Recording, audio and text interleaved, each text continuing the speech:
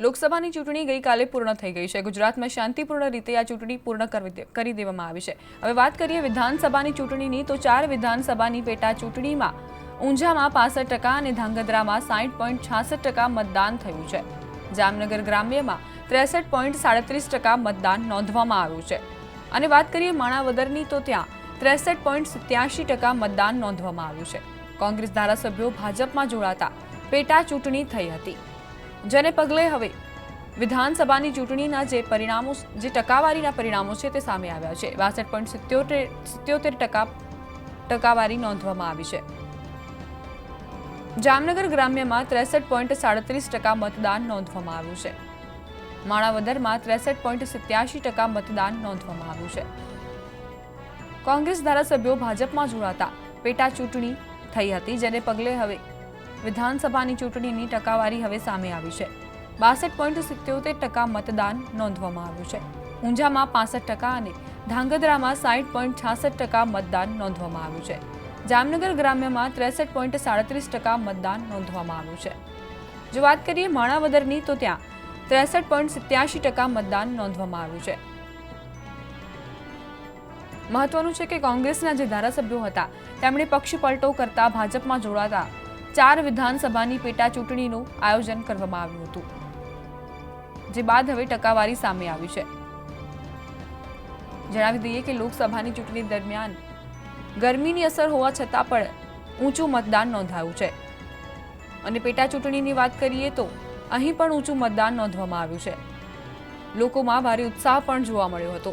આ મહાપર્વની ઉજવણી કરતા લોકોમાં અનેરો ઉત્સાહ હતો। ઊંઝાની વાત કરીએ તો ઊંઝામાં 65% અને ધાંગધ્રામાં 60.66% મતદાન થયું છે। જામનગર ગ્રામ્યમાં 63.37% મતદાન થયું હોવાની પણ ટકાવારી સામે આવી છે। માણાવદરમાં 63.87% મતદાન નોંધવામાં આવ્યું છે। તો આમ રાજ્યભરમાં ગઈકાલે લોકસભાની ચૂંટણી અને વિધાનસભાની પેટા ચૂંટણીનું જે આયોજન કરવામાં આવ્યું હતું તે શાંતિપૂર્ણ રીતે પૂર્ણ થયું। સવારથી જ લોકોની લાંબી કતારો લાગી હતી। જોકે કાળઝાળ ગરમીની વચ્ચે પણ તમામ લોકોએ ઉત્સાહભેર મતદાન કર્યું હતું। યુવાનોથી માંડીને વૃદ્ધો સુધી દરેક વર્ગના તમામ લોકોએ મતદાન કરીને પોતાની ફરજ નિભાવી। તો એવા પણ અનેક ઉદાહરણો જોવા મળ્યા, જ્યાં અસહાય લોકો પણ પોલિંગ બૂથ પર પહોંચ્યા હતા। ટકાવારીની વાત કરીએ તો જામનગરમાં 63.63% મતદાન થયું છે, જ્યારે માણાવદરમાં 63.87% મતદાન નોંધવામાં આવ્યું। થોડા સમય પહેલા જ કોંગ્રેસના 4 ધારાસભ્યો પક્ષ પલટો કરી જતા આ વિધાનસભાની પેટા ચૂંટણીનું આયોજન કરવામાં આવ્યું। ઊંઝામાં 65% અને ધાંગધ્રામાં 60.66% મતદાન નોંધવામાં આવ્યું છે। જામનગર ગ્રામ્યની વાત કરીએ તો 63.37% ત્યાં મતદાન નોંધવામાં આવ્યું છે। માણાવદરમાં 63.87% મતદાન થયું છે। તો લોકસભાની ચૂંટણીની સાથે જ 4 વિધાનસભાની પેટા ચૂંટણીનું આયોજન જે કરવામાં આવ્યું હતું તેમાં આ ટકાવારીના આંકડા સામે આવી રહ્યા છે। ઊંઝામાં 65% મતદાન થયું છે તેવી પણ વાત સામે આવી છે। તમામ લોકોએ ઉત્સાહભેર પેટા ચૂંટણીમાં પણ ભાગ લીધો। જોકે લોકસભાની ચૂંટણી વખતે જે પ્રચાર પ્રસારની કામગીરી હાથ ધરવામાં આવી હતી વિવિધ પક્ષો દ્વારા, કહી શકાય કે પેટા ચૂંટણીમાં પણ તે રાજકીય રંગ જોવા મળ્યો હતો।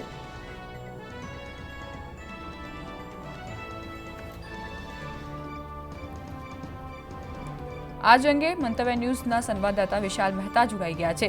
જે વિશાલ, જણાવશો જે રીતે વિધાનસભાની ચૂંટણીનું જે ટકાવારી સામે આવી રહી છે અને કહી શકાય કે જે લોકસભાની ચૂંટણી સાથે જ વિધાનસભાની પેટા ચૂંટણીઓ યોજાઈ હતી ત્યારે એ કારણે જે મતદાન પણ ઊંચું આવ્યું છે। દીપા, ચોક્કસથી જે રીતે ગઈકાલે ત્રીજા તબક્કાનું લોકસભા ચૂંટણીનું મતદાન પૂર્ણ થયું છે ત્યારે લોકસભા ચૂંટણીની સાથે સાથે વિધાનસભાની પેટા ચૂંટણી પર બી ક્યાંક ને ક્યાંક લોકોની નજર મંડળાયેલી હતી। જે રીતે પક્ષ પલટો કરીને ઉમેદવાર એક પક્ષમાંથી બીજા પક્ષમાં ગયા હતા તેના કારણે ક્યાંક ને ક્યાંક ચર્ચાનો દોર શરૂ હતો અને એના કારણે જ સમગ્ર જગ્યાએ ક્યાંક ને ક્યાંક પેટા ચૂંટણી પર લોકોની એટલી જ નજર મંડાયેલી હતી. લોકો મીટ માંડીને તમામ જગ્યાએ બેઠા હતા અને જે લોકસભા ચૂંટણીની સાથે સાથે આ પેટા ચૂંટણી જે થઈ હતી તેની પર નજર રાખી હતી. ખાસ કરીને વાત કરવામાં આવે તો જે રીતે આ લોકસભા ચૂંટણીની સાથે જે પેટા ચૂંટણી યોજાઈ તેમાં 4 વિધાનસભામાં પેટા ચૂંટણી યોજાઈ હતી, જેમાં 62.77% મતદાન થયું છે. ખાસ કરીને ઊંઝામાં 65% અને ધાંગધ્રામાં 60.66% મતદાન નોંધાયું હતું. સાથે જ વાત કરીએ જામનગરની, તો જામનગરમાંથી આશાબેન પટેલ કે જેઓ પોતે ભાજપમાં જોડાયા હતા ત્યાં 63% જેટલું મતદાન નોંધાયું છે, જ્યારે માણાવદરમાં જીવરાજ મહેતા જે હતા તેની અંદર 63.47% મતદાન નોંધાયું છે. આમ એક પક્ષમાંથી બીજા પક્ષમાં જવાના કારણે જે પેટા ચૂંટણી યોજાઈ હતી તેની અંદર લોકોએ લોકસભાની સાથે સાથે આ વિધાનસભાની પેટા ચૂંટણી પર નજર રાખેલી હતી. મહત્વની વાત છે કે જે રીતે આ સમગ્ર જગ્યાએ પેટા ચૂંટણી યોજાઈ હતી, લોકો પક્ષ પલટુઓને કેટલા પસંદ કરે છે તેના પર કેટલી પસંદગી ઉતારી છે તે હવે આવનારો સમય બતાવશે કે જ્યારે તેનું કાઉન્ટિંગ થશે. ગઈકાલે આ તમામના ભાવિ ઈવીએમ મશીનમાં સીલ થયા હતા, પણ મહત્વની વાત એ છે કે જે રીતે લોકસભાનો જંગ જામેલો હતો તે દરમિયાન પણ વિધાનસભાની જે પેટા ચૂંટણી યોજાઈ હતી તે 4 વિધાનસભા બેઠકો પરની જે ચૂંટણીમાં લોકોની મીટ મંડાયેલી હતી અને ક્યાંક ને ક્યાંક તે પણ વિવાદમાં રહ્યું હતું. જે વિશાલ, જે રીતે ગઈકાલે પણ લોકો કહી રહ્યા હતા કે રાજકીય પક્ષો દ્વારા જે પ્રચાર પ્રસાર કરવામાં આવી રહ્યો છે અને એક પ્રકારની એવી ભાષાનો ઉપયોગ થઈ રહ્યો છે જે યોગ્ય નથી, અને યુવા મતદારોનું પણ એવું જ માનવાનું હતું કે આ પક્ષ પલટાની જે સ્થિતિ જોવા મળી રહી છે ગુજરાતમાં એ પણ યોગ્ય નથી. એ પર તમારું શું કહેવું છે? ચોક્કસથી જે રીતે આ તમામ બાબતો બહાર આવી છે, ક્યાંક ને ક્યાંક જે ભાષાની બાબત છે, ભાષાની બાબતે પણ ક્યાંક ને ક્યાંક ચૂંટણી કમિશનર સુધી આ ફરિયાદ પહોંચી હતી અને ભાષાનો યોગ્ય ઉપયોગ થતો નથી તે બાબતની પણ ક્યાંક ને ક્યાંક ચર્ચા ચાલી હતી. એટલે એ બાબતે પણ ચૂંટણી કમિશનરે ખાસ એ બાબતને ધ્યાનમાં લીધી છે અને તે બાબતે કાયદેસરની કાર્યવાહી કરવામાં આવશે તેવી વાત કરી છે. પરંતુ અત્યારે હાલમાં જે રીતે જોવા જઈએ કે સમગ્ર મામલો જે સામે આવ્યો છે, ક્યાંક ને ક્યાંક માણાવદરની વાત કરીએ તો જવાહર ચાવડા કે જેઓ પોતે પક્ષ પલટો કરી અને ભાજપમાં જોડાયા હતા, જ્યારે જામનગરની વાત કરવામાં આવે તો જામનગરમાંથી આશાબેન પટેલ છે તે પોતે ભાજપમાં જોડાયા હતા. આ બંને સીટો પર ક્યાંક ને ક્યાંક લોકોની નજર મંડરાયેલી હતી અને તમામ જગ્યાએ જે રીતે લોકસભાનું ઇલેક્શન ત્રીજો તબક્કો ચાલતો હતો તેના પર તમામ લોકોની નજર હતી, કારણ કે ક્યાંક ને ક્યાંક ભાજપ અને કોંગ્રેસ માટે આ પ્રતિષ્ઠાનો જંગ હતો. તેની સાથે જ આ 4 વિધાનસભા બેઠકો પર યોજાયેલી પેટા ચૂંટણીમાં પણ લોકોની નજર મંડાયેલી હતી અને લોકો મીટ માંડીને બેઠા હતા કે કેટલા ટકા મતદાન થાય છે. એટલે ઓવરઓલ જોવા જઈએ તો સરેરાશ દરેક જગ્યાએ 62 થી 65% વચ્ચેનું મતદાન નોંધાયું છે અને હવે જોવાનું એ રહેશે કે આ તમામ ઉમેદવારો કે જેમાં 62 થી 65% મતદાન નોંધાયું છે, જ્યાં પેટા ચૂંટણી વિધાનસભાની યોજાઈ હતી, તેમાં આખરે લોકોની પસંદગી કોના પર ઉતરે છે, પક્ષ પલટુ પર પ્રજા કોના પર પસંદગી ઉતારે છે અને તેને ચૂંટીને લાવે છે તે હવે આવનારો સમય બતાવશે કે જ્યારે આ બેલેટ ખોલવામાં આવશે અને કાઉન્ટિંગ કરવામાં આવશે ત્યારે જ ખબર પડશે કે પક્ષ પલટુઓને કેટલો ફાયદો થયો છે. જી વિશાલ, જે 2017ની વિધાનસભાની ચૂંટણી યોજવામાં આવી હતી એ વખતના જે ટકાવારી બહાર આવી હતી, કહી શકાય કે ધાંગધ્રામાં તે વખતના જે તફાવત જોઈએ તો આ વખતે ઓછું મતદાન થયું છે, તો કહી શકાય કે જે પક્ષ પલટાની સ્થિતિ હતી તેના કારણે જ આવું જોવા મળ્યું હોય.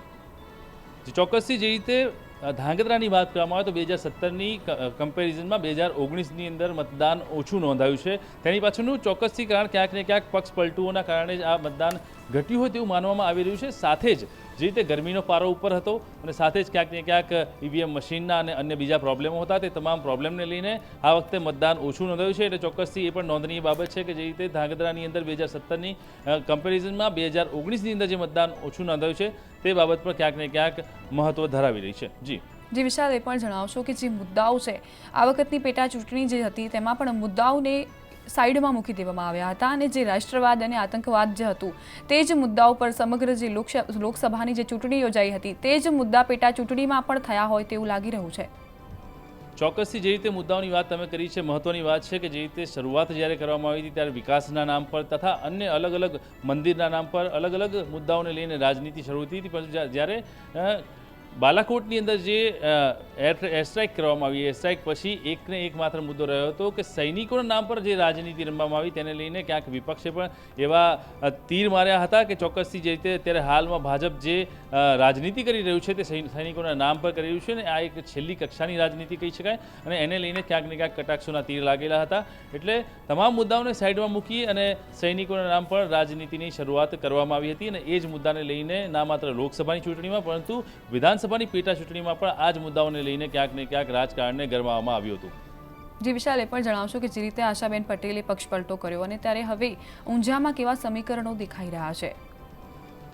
દીપા, ચોક્કસથી બતાવી દઉં કે જે રીતે અત્યારે હાલમાં આશાબેન પટેલ કોંગ્રેસમાંથી મુક્ત થઈને ભાજપમાં જોડાયા છે, ત્યારે હવે પક્ષ પલટો કર્યા બાદ ત્યાંના જે સ્થાનિક લોકો છે તે લોકો કેટલી તેના પર પસંદગી ઉતારે છે, કારણ કે ક્યાંક ને ક્યાંક એક તરફ નારાજગીનું વાતાવરણ પણ જોવા મળી રહ્યું છે, પરંતુ સાથે સાથે જે રીતે આશાબેન પટેલની સાથે જે લોકો જોડાયેલા છે તે ક્યાંક ને ક્યાંક કહી રહ્યા છે કે સ્થાનિક લોકોના વિકાસ માટે થઈને આશાબેન પટેલે આ નિર્ણય લીધો છે, પરંતુ તે કેટલો યોગ્ય છે, પ્રજાની પસંદગી તેમના પર કેટલી ઉતરે છે તે ખૂબ જ મહત્વની વાત છે.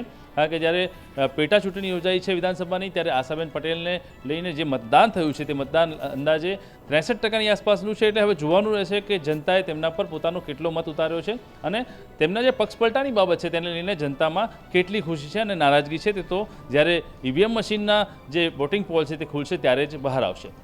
જી આભાર વિશાલ માહિતી આપવા માટે. વિધાનસભાની પેટા ચૂંટણીની ટકાવારી જે છે તે સામે આવી રહી છે. માણાવદરમાં 62.87% મતદાન નોંધાયું હતું.